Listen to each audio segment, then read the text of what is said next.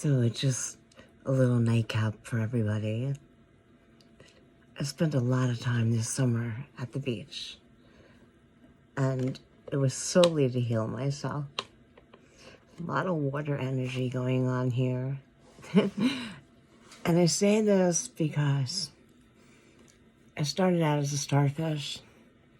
A starfish is a star that has fallen from the heavens, and it returns to the bottom of the sea, where it transforms itself, it regenerates itself, and it keeps hydrated.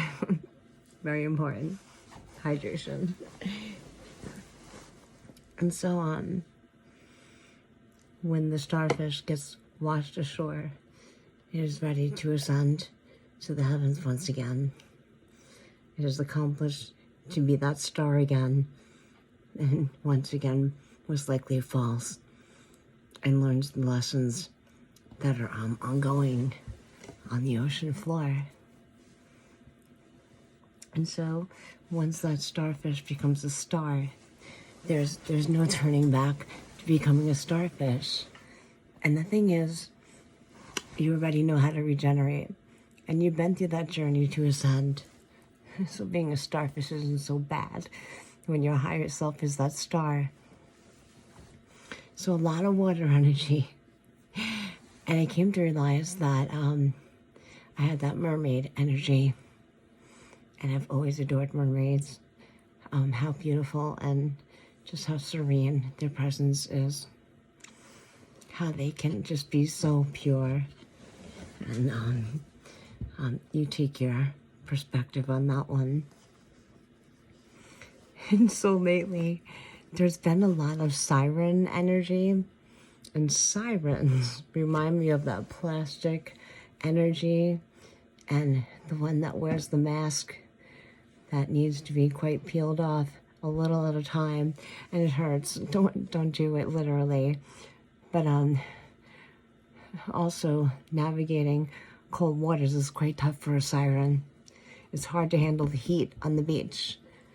It's almost impossible to withstand the sun and the elements such as wind, all the elements such as grounding yourself. That sun will burn you. And so a mermaid is the one that could swim the fastest and sits upon that rock to get that sun. Moves with the moon cycles and the tides, and just knows when you're swimming, it just feels so good to have that water on your skin and the waves thrashing and the most magnificent ecosystem that you could ever imagine. It just works so perfectly. Just an amazing concept to say. Be careful of those sirens. They are quite vicious. Maybe fangs. They don't really have quite as much magic as the mermaid. And unknowingly, they need to travel in groups and slander and be very vindictive. They don't have dicks, I assume. I don't know. Their anatomy's a little bit different. I'm sorry I said that. That's my uncle's name. Richard. Besides all of this, and that word again, correlation, of using examples such as this, be aware of who you are, and do not steal the gifts of others. Do not become something you're not, and do not take that mermaid as something that is so beautiful to be so silly and free, to be less educated, or let's say in blatant terms, stupid. A mermaid has gifts, and this goes way back to say I'm anchoring myself and standing strong. And those who have created a beautiful existence in this world, it will show on the outside. All of that work on the inside becomes beauty within yourself, and that way you can project it.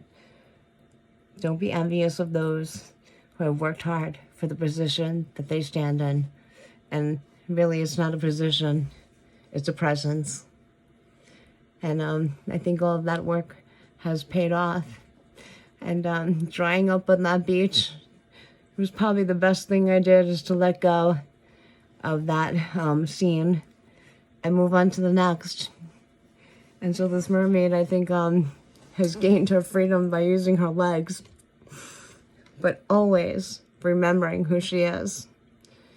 I'm ready to walk on, move on, and that's all I have to say.